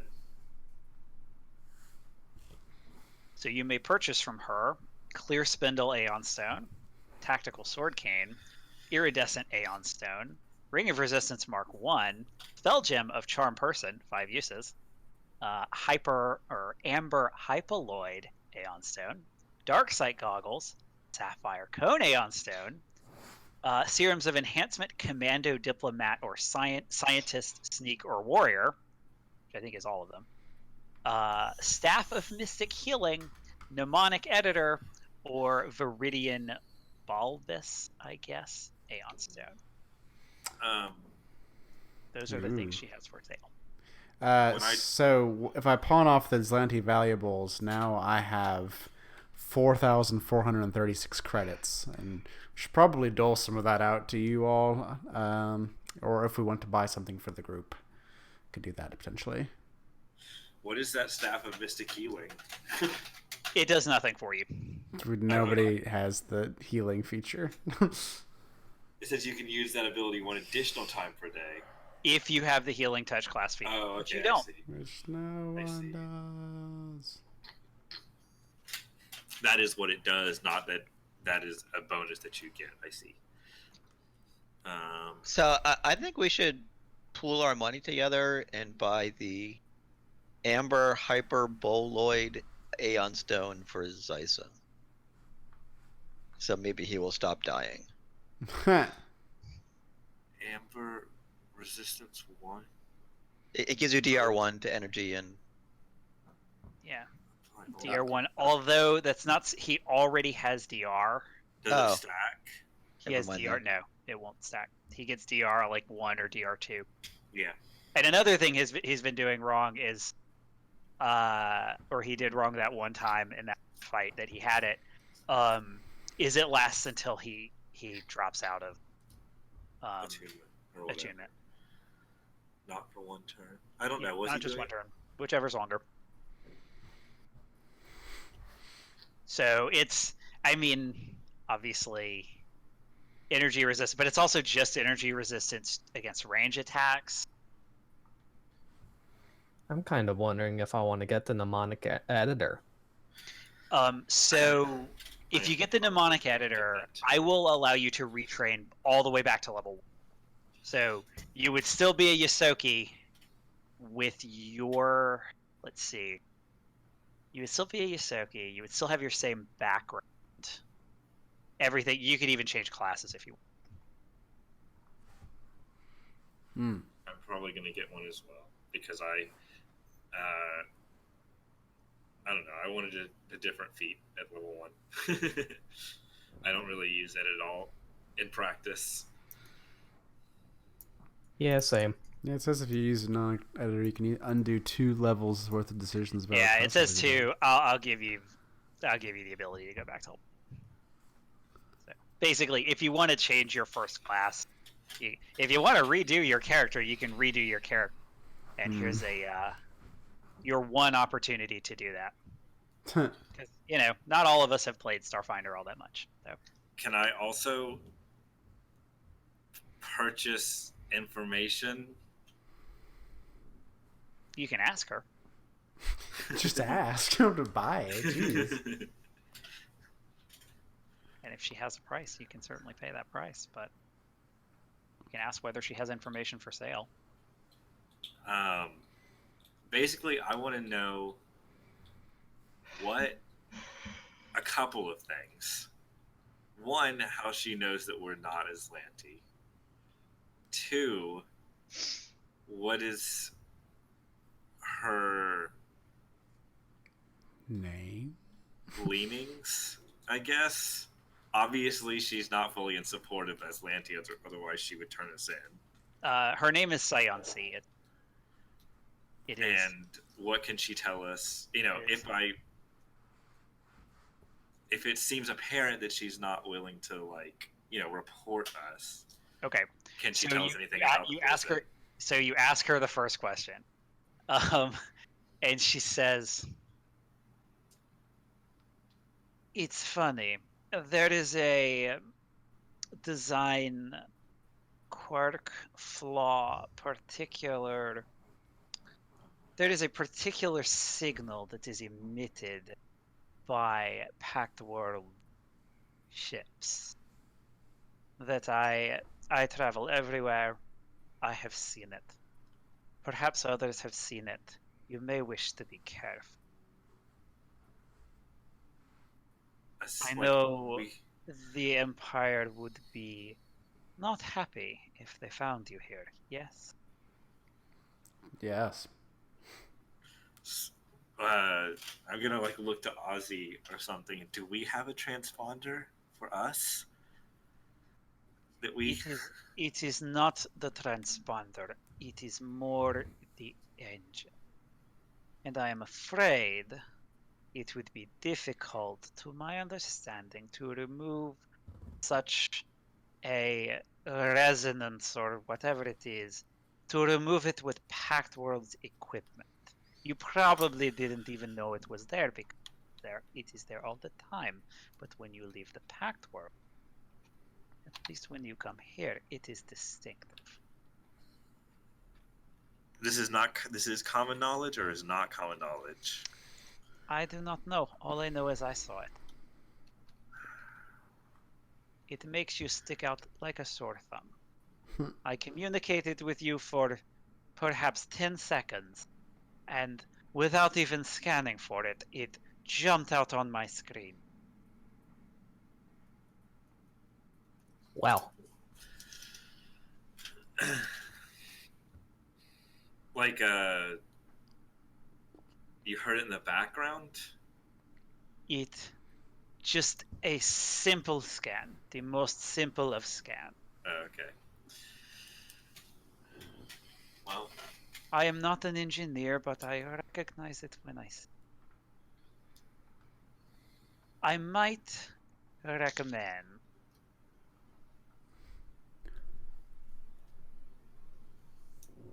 perhaps you may get it repaired or changed. There is a station in this system. It is called Outpost Z. I have call her a contact there. Perhaps she could help. And she sends you incidentally, is this face to face or are you still on? I think this would probably be face to face. Okay. Mm-hmm. So she'll just transmit it to your data pad, the location of Outpost Z. And she says, my contact is called Talmarin. She is, I would say, a smuggler. By the way, she's talking to you in common. I forgot to call that out. She switched to common when she noticed the thing. That maybe would have made it a little more obvious that she. So, well traveled. Why do all of this for us? She just rubs her four hands together and says, I have interests. I have my own reason. I simply cannot say. However, I would wish for you to be careful and not to be taken to the prison. That would be unpleasant, I think. Agreed.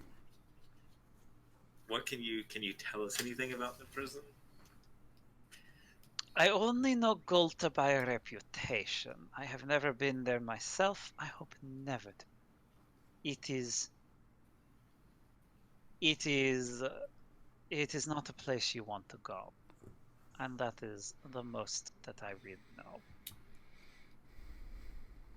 Has there ever been anybody who has gotten out or who has arrived alive outside of it? Not that I have heard of, but I am not a local. I am merely a merchant passing through. So where's this Outpost Z? Yeah. It is it's in the system. It's not directly, it's further in system and you are also going system. It's not, exactly the same way. But it's on the way-ish.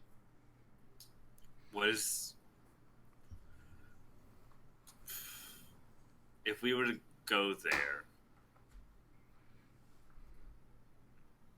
how would we fit in? Outpost Z is all sorts of creatures, all sorts of people. You would fit in, well, perhaps not, you would not stick out like a sore thumb as if you landed on an Aslanti planet, I'll tell you that. Makes sense. You need kind of a base of operations, too, or a place to retreat to in case things go bad. She looks at some of your stuff and says, and you can buy better weapons. Or at least some supplies. You look like you need it. I was debating on getting your Ring of Resistance, but if we might be getting better weapons, I might hang on to my credits. Actually, no. She does not say weapon. She doesn't say weapons. She says gear and supplies. Because she would know this. What they're trading. Actually. Yeah, I would can you ask actually her, buy weapons? Can you buy weapons? No, I think you can, but I have not committed to memory what you can buy there. Yeah, I would ask her in general if she thinks we can procure weapons there. There are some merchants there will have weapons. Alright, well. No offense, but tonight... Whether you will have the pick of what you want is a separate quest. Well, I think I'm good then. Might hang on to these credits unless someone needs some of these credits I just got for buying something they want. Yeah, I think I want that. I want that thing. The Monic editor. I'm gonna get it as well. Okay. Do y'all each need 500 credits? No. No, you should each have at least. You should all have 1,000. Are you also going to retrain for long arm proficiency, Ross? I actually got it at 3. Oh, okay. I'm gonna keep it. Murphy, I would like for you to make me a piloting check while you're on this ship. Okay. And actually... 22. Okay.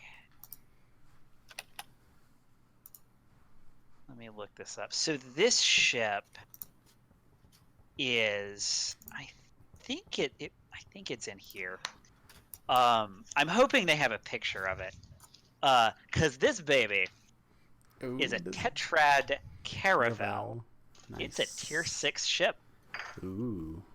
The one that we're currently this may be the fanciest ship you've ever been on. Hell yeah. And it's nice inside. I mean, so you're in sort of when you came in, you were led into a negotiating room. There are snacks.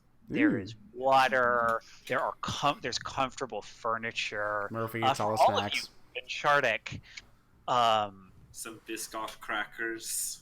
Mm-hmm. And it's I mean it's not the Royal Venture Heyday, which was like a luxury ship for some, Aslanti noble, but it's really not. Maybe you take some notes on, the layout, and she's not really like defensive about the ship. It may actually be it probably is in the Alien Archive, because I think that's where Witchweeds are. Yeah. Yep. So, anything else you'd like to buy from her? Or any other questions for her? I would like to buy the dark light goggles. What were they called? Dark sight goggles? Yes. Need some credits for that? No, I got enough. Oh, hold on. We have standard dark vision capacitors. If you just want to bypass it. I already have dark vision. Oh. I want more dark vision. Yeah, I'm not sure. Dark vision. Yeah, I'm not sure that the dark vision. Yeah, I think the dark vision capacitors just give you dark vision if you don't have. Yeah. This is low light vision and better dark vision. Well, Murphy's got over 4,000 credits if somebody needs some now, so just let me know if you hold want on to those. I'll hang on to it until we need it. Outpost. Sure.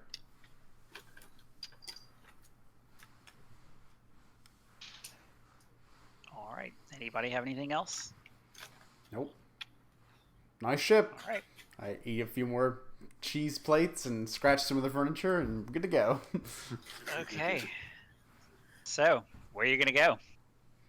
Station Z. All right. Outpost dead. Same thing. And that is where we will pick up next time. Woo! At Outpost dead. Goodbye, Scioncy. Sayonara, Scioncy. Or, yeah. Cool. Well, I'm excited to do some exploring of these new places deep within enemy territory. Yeah, it'll be nice. You're in a very interesting place, aren't you? Is this like Mos Eisley or something? I will say, there is a reason that I said that this campaign is Star Wars inspired, and it might be because this is Mos Eisley.